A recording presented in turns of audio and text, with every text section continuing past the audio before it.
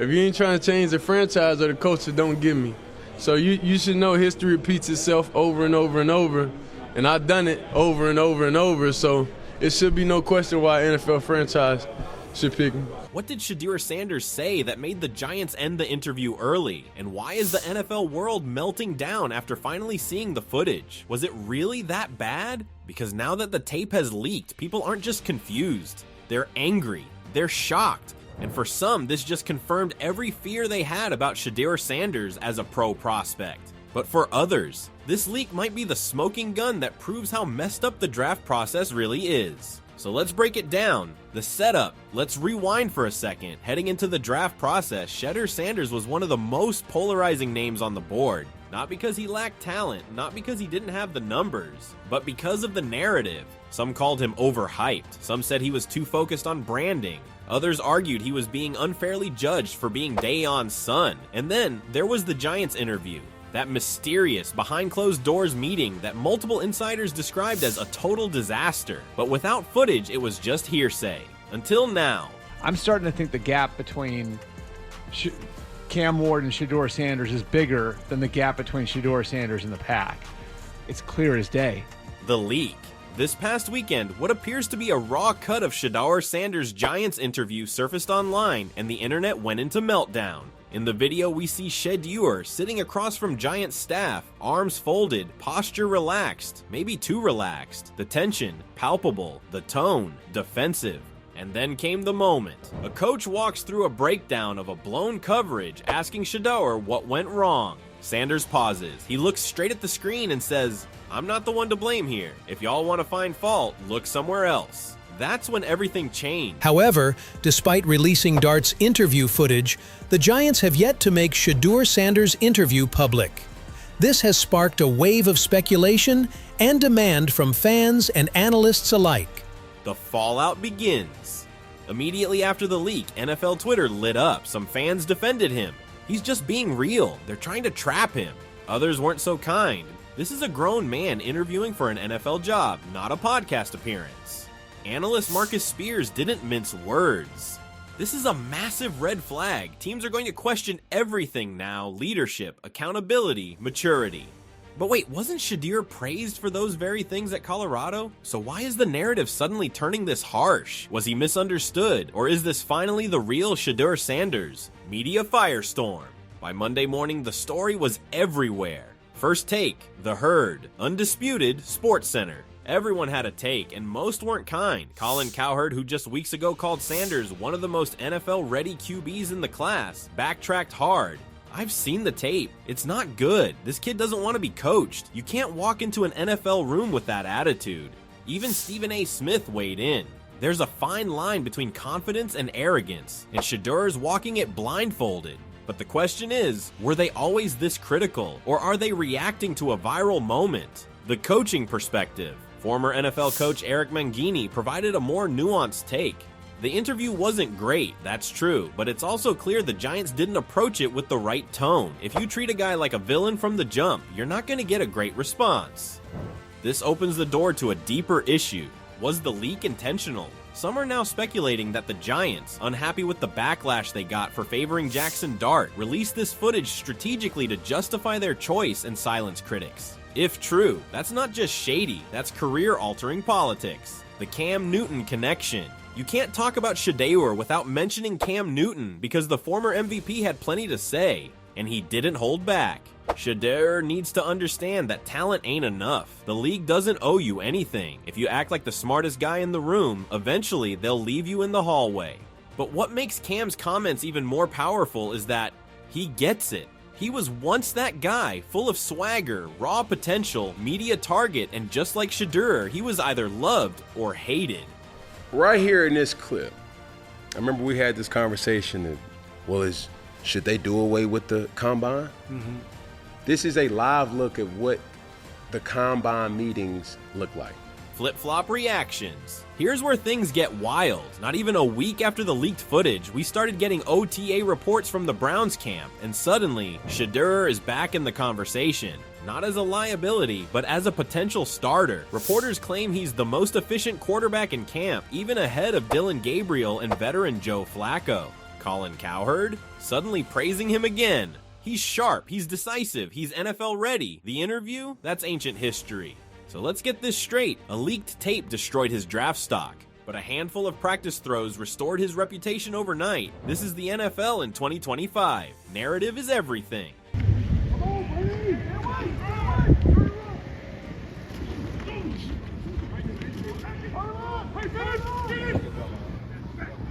Narrative over numbers. If you're just going off stats, Shedeur should have been a top 10 pick.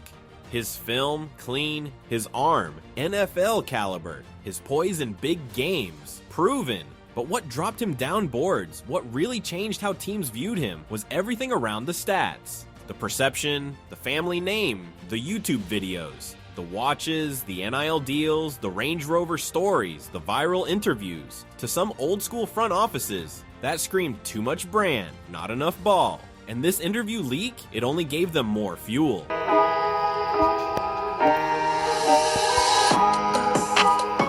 You think I'm worried about what critics say or what people gotta say? You know who my dad is? They hated on him too. What really happened in the interview? Let's get specific. What exactly went wrong in the Giants room? According to the leaked tape and insiders who were present, here's how it went down. The Giants staff presented Shedeur with a broken play from a midseason game, one where his receiver clearly ran the wrong route, resulting in a near pick. Instead of taking responsibility or diagnosing the breakdown, Shedeur reportedly said, "I did my job. I'm not going to sit here and take blame for what someone else messed up." Now, depending on who you are, that's either honest or a massive red flag. NFL teams want leaders, not finger pointers. Even if it's not your fault, they want to hear, "That's on me. I'll get us aligned next time." But Shedeur, he didn't play the game. We are all true freshman quarterbacks in your quarterback room, and you are teaching it to us.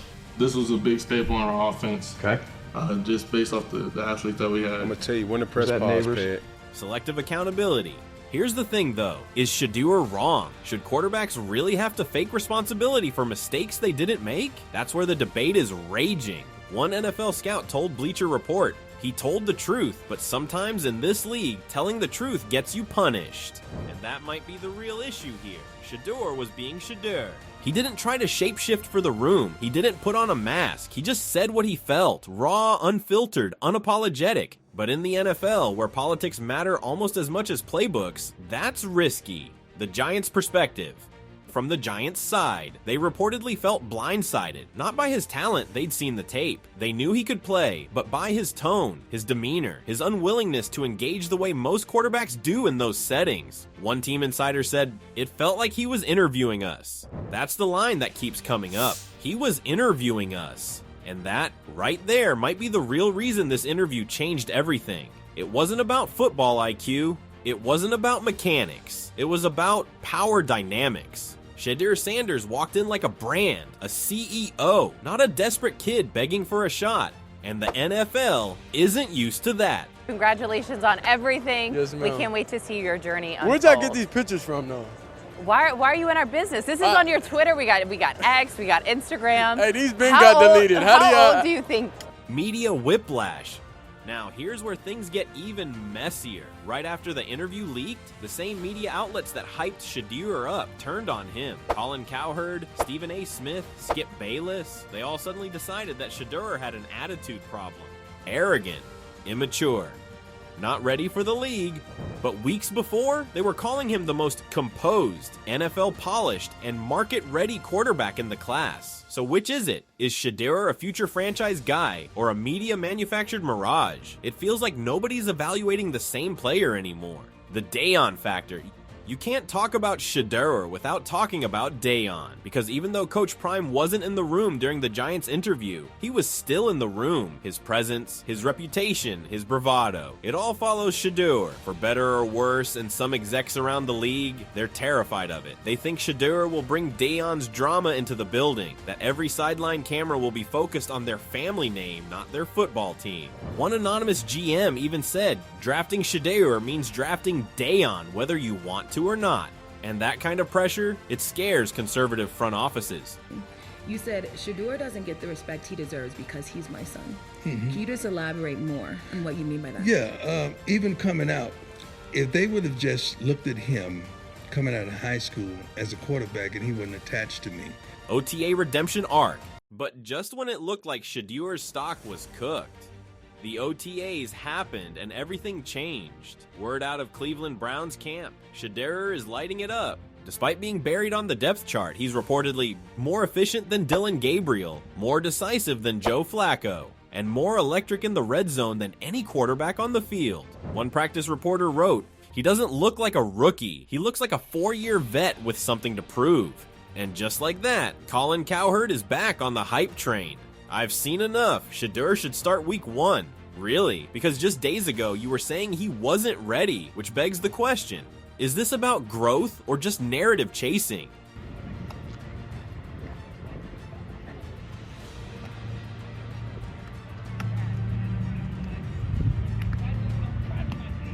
Where we go from here. So what do we do with all this? What does this leaked interview actually mean for Shedeur Sanders? Did he blow the biggest opportunity of his young career? Or did he expose the double standards in how the NFL judges black quarterbacks with confidence? Was this tape the final straw? Or the wake-up call we needed about how broken this process really is? Here's the truth. Shedeur Sanders is still one of the most NFL-ready quarterbacks in his class. His arm talent, proven. His leadership, documented. His ceiling, untapped. But this league, it doesn't always reward truth. It rewards those who play the game and say the right things, even if they don't mean them. So the real question now isn't, can Shedeur Sanders play? It's, will the NFL ever let him be himself? Fans divided.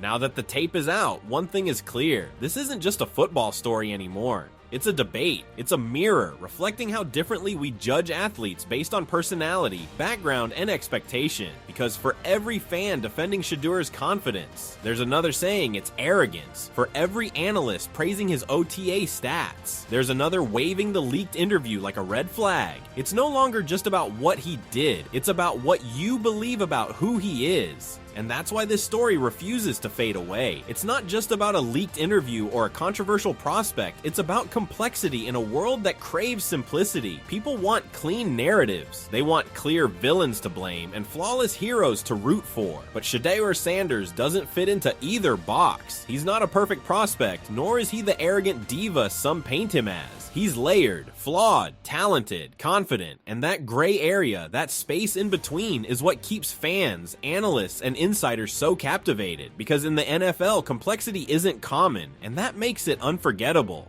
The double standard. Let's be real for a second. If this interview had leaked about a different quarterback, say a Jackson Dart, a Bo Nix, even a JJ McCarthy, would the reaction be the same? Would the word cocky be used? Or would we call it alpha leadership? Would we say bad attitude? Or would we call it fire? That's the uncomfortable part of this conversation. Shedeur Sanders, a black quarterback with a famous father, doesn't just walk into a room with his name. He walks in with generations of expectations and prejudgments on his shoulders. And when he doesn't perform the way they expect him to, it became a scandal. This isn't new, but it is exhausting. And it's time we start calling it what it is. A double standard. What happens next? So what's next for Shedeur Sanders? Right now, the Browns haven't named a starter. Deshaun Watson's still in recovery mode. Joe Flacco is aging. Dylan Gabriel is unproven. And yet, Shedeur, he's making noise, not just with fans, not just with the media, inside the building. Word is, position coaches are impressed. He's asking the right questions. He's showing up early, staying late, commanding the room. In other words, everything that the Giants said he didn't do in the interview, he's doing now. So what if the leak backfired? What if it didn't bury Shedeur, but freed him? What if now that the worst is out there, there's nothing left to fear? No more tiptoeing, no more politics, no more interviews to ace, just football.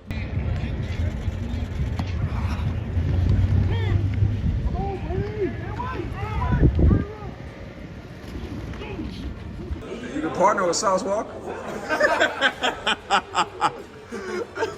The bigger picture. But this is about more than just one kid's draft fallout. This isn't just about Shedeur Sanders or one uncomfortable interview in a New York Giants meeting room. It's about a system, a culture deeply embedded in the NFL and its scouting process. A system that says it values leadership but really rewards submission. That claims to want individuality, but only if it fits within pre-approved boundaries. That preaches accountability, but punishes honesty when it doesn't sound the way they expect. For years, young quarterbacks entering the league have had to walk a tightrope. Be confident, but not too confident. Be polished, but not rehearsed. Own your mistakes, even when they weren't your fault. And above all, don't say anything that challenges the power structure of the NFL front offices. This unspoken code forces players to perform not just on the field, but in interviews, where personality becomes performance and the right answer isn't always the honest one. That system just got exposed. Because this tape, it wasn't supposed to be seen. It wasn't supposed to shape public opinion. It was supposed to quietly confirm a decision already made and then vanish. But now that it's out, the league can't hide behind closed doors. People are asking real questions. Why does a single 15-minute interview outweigh 3 years of game tape, leadership, and statistics? Why are leaks weaponized to control narratives rather than used for accountability? If the NFL truly wants authenticity, leadership, and innovation from its future stars, it needs to ask itself whether it's building a league that supports those values or silences them. Because what happened to Shedeur Sanders isn't just a moment, it's a mirror, and the reflection isn't pretty. And most of all, who really benefits when these tapes get out? It's front office tanking. It's not the players on the field tanking. They're trying.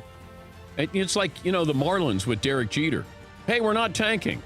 You're not putting the best possible product on the field. So now we turn it to you. After seeing the leaked interview, the question isn't just about what Shedeur Sanders said, it's about what it means. Did he make a mistake in how he handled himself? Could he have shown more accountability or softened his tone in a way that better aligned with what NFL teams expect from a franchise quarterback? Or was he simply being real, unapologetically authentic in a system that often prefers polished sound bites over raw honesty? That's the core of this debate. Was his attitude a sign of immaturity, or was it confidence misinterpreted by scouts who still cling to outdated expectations? When a player walks into a draft interview and challenges the room instead of pandering to it, is that defiance or leadership? The reaction to Shedeur's interview seems to say more about how the league views outspoken athletes than it does about his actual readiness to lead a team. And let's not forget the broader issue. Should one interview define a player's entire value? Shedeur's college stats, leadership on the field, and calm under pressure all point to elite potential. Yet somehow, a 15-minute conversation has overshadowed years of proven performance. That's not just unfair, it's a symptom of a system where perception too often outweighs production. Most importantly, do you believe Shedeur will prove the critics wrong? Will this interview be remembered as the moment he was written off, or the spark that ignited his rise? Whether you love him or hate him, one thing's for certain, this story is far from over, and the next chapter might just be the one that changes everything. This story is far from over. If you want to see more, don't forget to subscribe. The NFL just got a whole lot more interesting.